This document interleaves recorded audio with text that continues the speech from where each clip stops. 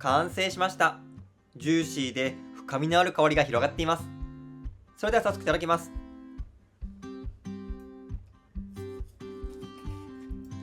せっかくなのでこのソースをねたっぷりつけていただこうと思います。美味しそう。それではねいただきます。おいしい。お肉の旨味と煮詰めたワインの芳醇な香り、そしてね玉ねぎの甘み、これが合わさってねめちゃくちゃ美味しいです。